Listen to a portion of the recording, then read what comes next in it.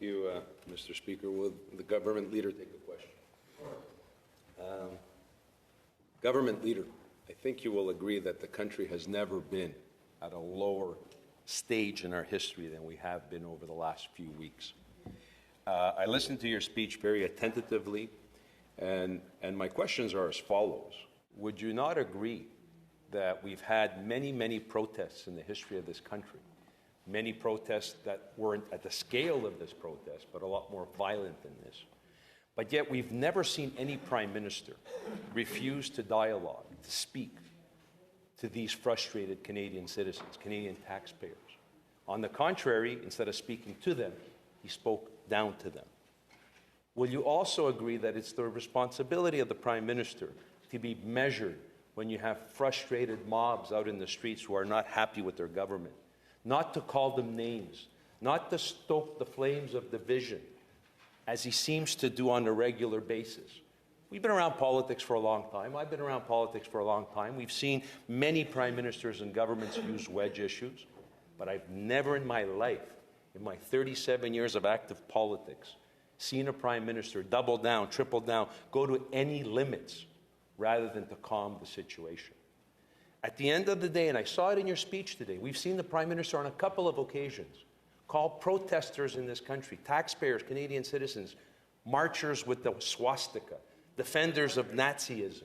He's used those terms. He sat up in the House of Commons and he actually proclaimed to a child of Holocaust survivors, a member of Parliament duly elected, that she's a defender of the swastika. He said that in the House of Commons. That she marches. You and the opposite benches who march with the swastikas. I'm allowed in debate, as you know, Senator, down to make my point. And I did get up on a question, and you're not the speaker last I checked. So the question here is very simple, government leader. It's very simple. Do you agree with Prime Minister Trudeau that any parliamentarian and anybody who took the time to listen to these protesters, to take their calls, to meet with them, that we're Nazis, we're supporters of the swastika? Is that a view you share, a view that the Prime Minister has expressed publicly and refuses to apologize for? Senator Gold. Well, thank you for your comments and for the question. I did not say, and I'm not asserting, that anything of the sort.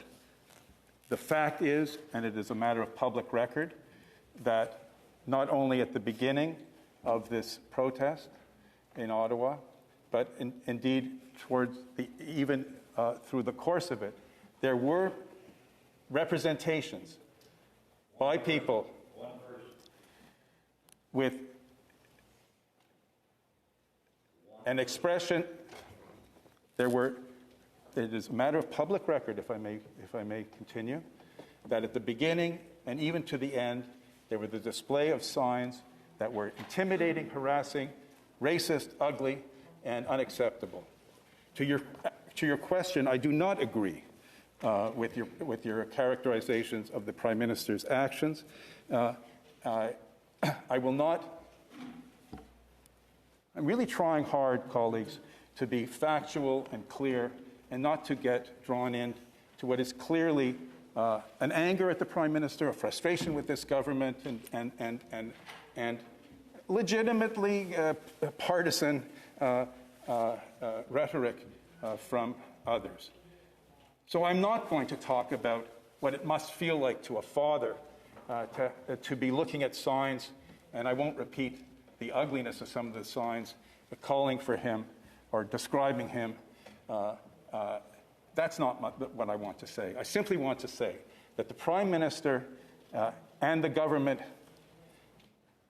took very seriously its obligations under the law, thought long and hard about whether or not this crisis could be managed without invoking the Emergencies Act, consulted, reviewed, took advice from intelligence and police officers, and reluctantly came to the decision that there was no other way to resolve this crisis.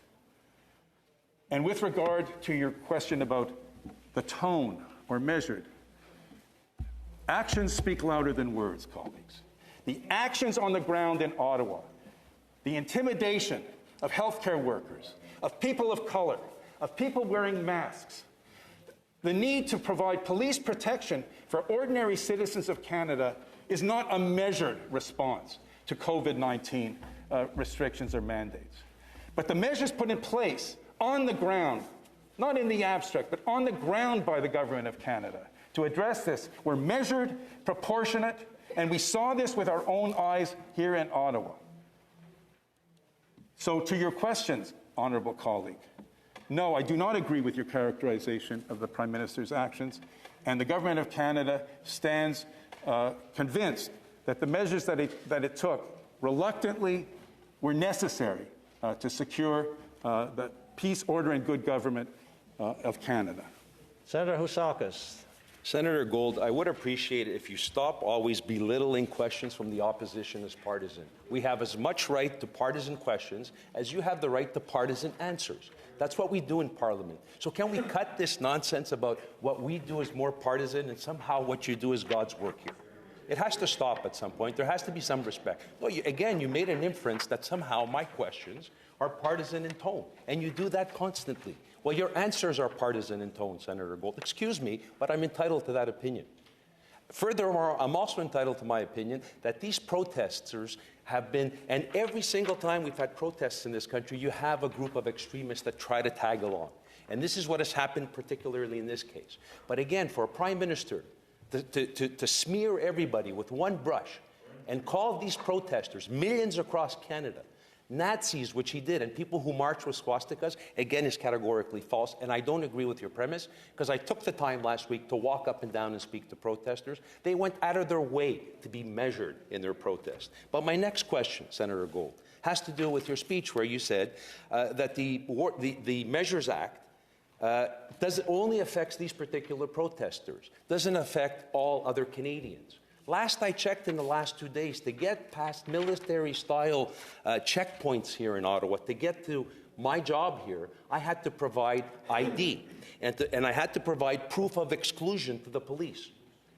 Who determines, who's given that list to the police and those checkpoints of who have the right to that exclusion to enter the downtown Ottawa area? And I remind everybody, the downtown Ottawa area includes Parliament Hill. And maybe it's gone absent to parliamentarians here, but this is the first time in the history of this country that the Parliament Hill of Canada has been closed to Canadian citizens. Exactly. Never before. Exactly. When Parliament was under attack a few years ago, under attack, where we had a violent attack, the speakers at the time refused to shut down Parliament Hill with all kinds of pressure from the RCMP. We said it's a fundamental right for Canadians. So don't say in your speech that the measures only affect the protesters. It affects every citizen. Anybody who wants to come to Parliament Hill today to speak to the parliamentarians about what's happening in the Ukraine or anywhere else in the country, they can't. So don't say in your speech it only affects the protesters. It affects each and every Canadian that wants to come here to protest on Parliament Hill. Sorry, Senator Housakos. This is for all senators who wish to ask questions. Senators are obviously aware that you can only speak to this matter once. Mm-hmm. So when you're asking questions, please don't use that as a platform to get in a second or a third speech. Senator Gold.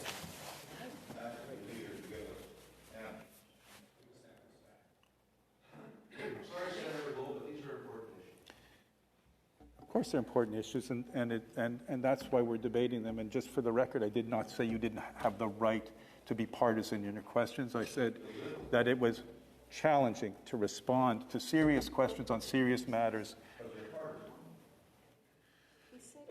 May I continue? I said what I said in my speech, and I stand by what I said. Of course, the fact that the police have had to continue to, for the time being, to set up checkpoints are clearly designed to make sure that those who haven't expressed their intention to return when they can, as I quoted in my speech, are not able to. And yes, of course, having to show ID, as I did this morning, walking from my apartment in Centertown to here, is an inconvenience, so I am affected. This is a proportional and an acceptable limit on my otherwise ability to continue to walk with my hands in my pockets, as compared. Well, And may I, if I may finish the sentence, and then I will continue my answer. As compared to the impossibility of residents of Centretown, however old, young, single, or with families, to leave their houses out of fear of being assaulted, harassed, intimidated, and slurred by those occupying the streets. There was one last point that I might ask you to interrupt me so that I can answer that last question, Senator Housakos. There was some last point, but if it comes to me, I will say it after. Senator Patterson. Thank you, Mr. Speaker.